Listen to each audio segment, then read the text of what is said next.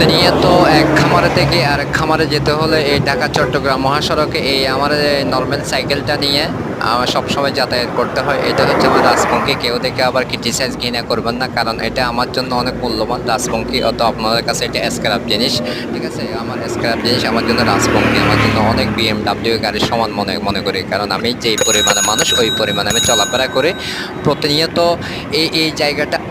এই জায়গাটা হচ্ছে আমার চলাচলের জায়গা। প্রতিনিয়ত কখনো থেমে থাকা যাবে না, কারণ আমার একটি পোলট্রি খামার থেকে আরেকটি পোলট্রি খামার অনেক দূরত্ব আছে। তো আসলে হেঁটে যাওয়া সম্ভব না। ঝড় বর্ষা বৃষ্টি বা যাই কিছু, শীত গরম গ্রীষ্ম সব সময় এইভাবে আমার রোডে চলাচল করতে হয়, কারণ এই রোডে চলাচল না করলে কারণ এক খামার থেকে আরেক খামারে যাওয়া সম্ভব হয় না। কিন্তু আসলে বৃষ্টি, এখন বর্ষাকাল চলতেছে, বর্ষার মধ্যে যে কী কষ্ট, যারা বর্ষার মধ্যে আছে তারাই বলতে পারবেন আসলে বর্ষাকালটা যে কী কি সমস্যা হচ্ছে।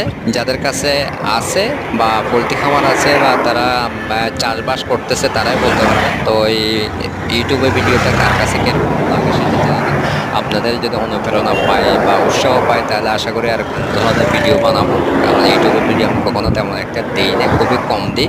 কারণ ইউটিউবের কতগুলা ক্রাইটেরিয়া মেনে ভিডিও দিতে হয়, সেটা যত শুনছি জানছি বড় বড় ইউটিউবার থেকে। তো আপনারা অবশ্যই পরামর্শ দেবেন, ওই পরামর্শ অনুযায়ী আমি ভিডিও বানানোর সবসময় চেষ্টা করে থাকবো। যদি ভুল ত্রুটি হয় অবশ্যই কমেন্ট বক্সে জানিয়ে যাবেন। আমার এই স্কিপে ভুল হচ্ছে, এই কথাতে ভুল হচ্ছে, তাহলে আমি আপনাদের কথা অনুযায়ী অগ্রসর হওয়ার চেষ্টা করে থাকবো, ঠিক আছে? সোশ্যাল মিডিয়া ইউটিউবের মধ্যে সবাই সব কিছু শেয়ার করতেছে, আবার এই ভিডিও থেকে অনেক কিছু শিখতেছে। তো আমি যেহেতু পোলট্রি খামারের ব্যবসাটা করি ঢাকা চট্টগ্রাম মহাসড়কের পাশে, প্রতিনিয়ত এইভাবে চলাচল করতে হয়।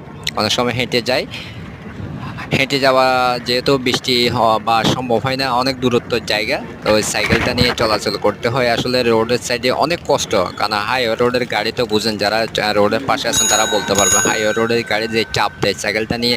এখানে স্কুল ছাত্ররাও আসতেছে বা অনেকে চলাচল করে যাচ্ছে আসছে, পথচারী যারা আছে, তো আমার মতন যারা কর্মব্যস্ততা নিয়ে তারা চলাচল করতেছে। আমি আমার গতিতে যাচ্ছি, আবার কেউ কমেন্ট করবেন আমি উল্টা জায়গাতে কেন যাচ্ছে, যেহেতু আমি আমার খামারটা হচ্ছে ঢাকা চট্টগ্রাম নতুন রোডের পশ্চিম পাশে, তো আমি ওই রোডে যাওয়ার কোনো বিকল্প নাই। ধন্যবাদ ভিডিওটা কন্টিনিউ করার জন্য।